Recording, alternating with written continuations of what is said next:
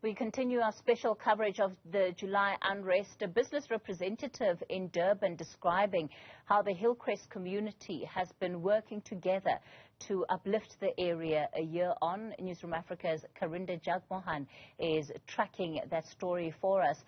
Karinda, of course, one of the big recommendations coming out of that expert panel that looked into the unrest is the work that needs to be done in communities to deal with issues such as racial tensions, to foster social cohesion, to ensure that the environment isn't ripe for situations like what we saw unfold.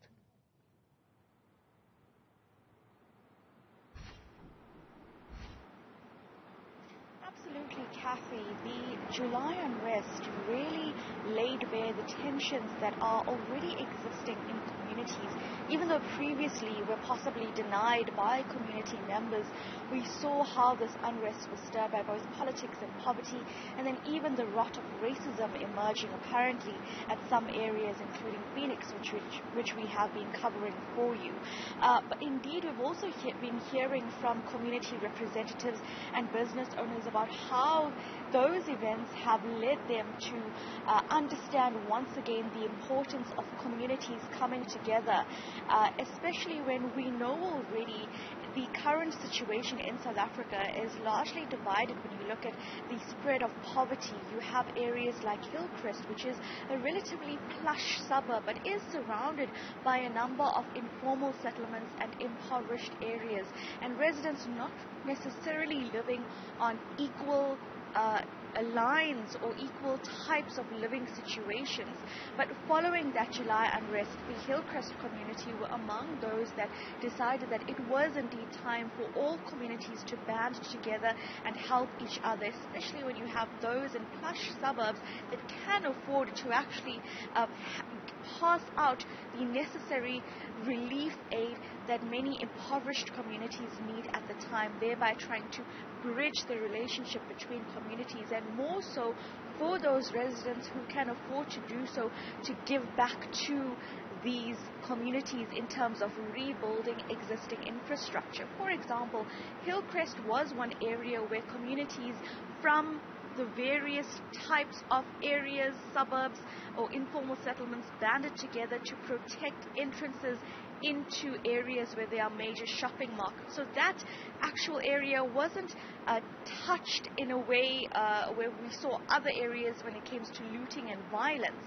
But now going forward, that community has started to rebuild their police station. They're working with their CPF, their law enforcement authorities, to strengthen what's happening in that community. They're also now building a local app for the community to try and be able to communicate with each other in a much more effective manner with whatever people would need in the area, whether it is emergency assistance or relief aid.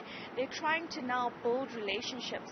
Take a listen to what Nick Nzama, who is a business representative, had to say about the community coming together a year after the unrest and trying to strengthen their bonds when it comes to social cohesion.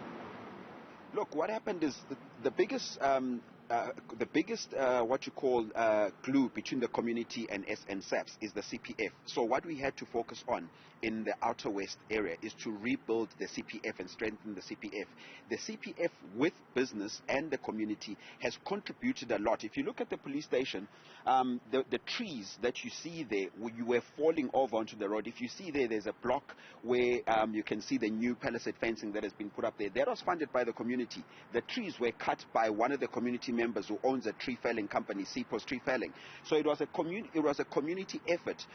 The likes of Mike, who owns the spa, were contributing towards a lot of the things that even simple things like sanitizers, masks and things that were needed by the police station, cleaning up of the police station. There's been a lot of community work that has gone in. But business, again, has been a part of the solution in this area. They've understood what we're saying when we're saying, one, you need to employ locally. Two, you need to contribute to the local economy. All right, Karinda Jagmohan, we're going to leave it there for tonight. You can expect plenty more reflections coming out of KZN from our team there as the week unfolds.